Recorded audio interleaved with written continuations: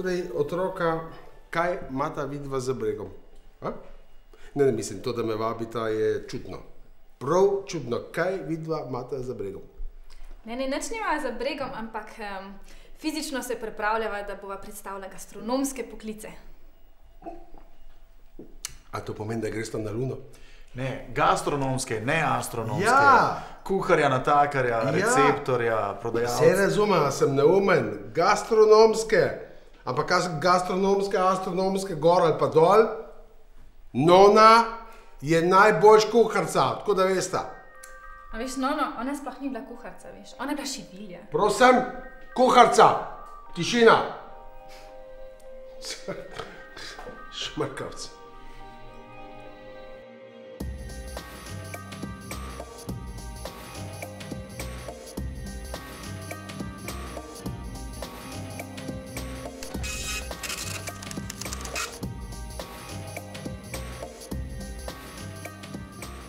Gospod Branko, vi ste dolgoletni učitelj strežbe. Povejte mi, kaj odlikuje dobrega natakarja? Prva zadeva je tista, ki jo sreča gost. Se pravi, ko gost vstopi v restauracijo, najprej vidi natakarja njegovo urejenost.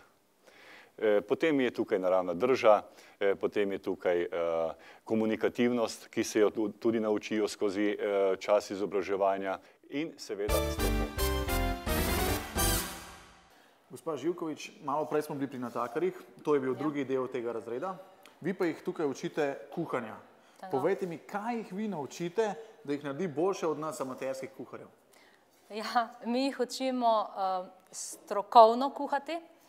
To pomeni, da pač iz enakih živil, ki jih vsi uporabljamo, pripravimo, da jih čim bolj strokovno obdelamo, se pravi, iz njih dobimo največ, kar se da.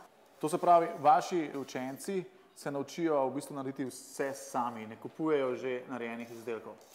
Naučijo se, ja, vse sami narediti oziroma vsaj da vejo tisto, kar kupijo, kako se pripravi.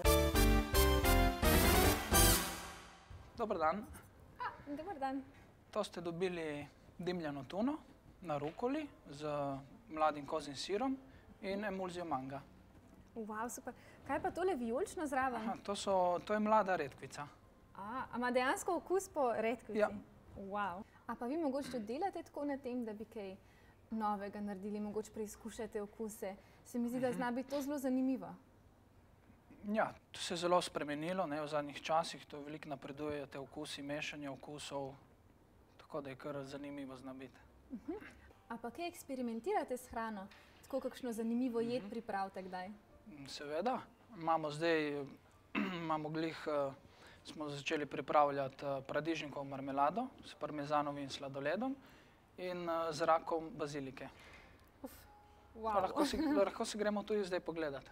Ja, glih smo v pripravi. Super.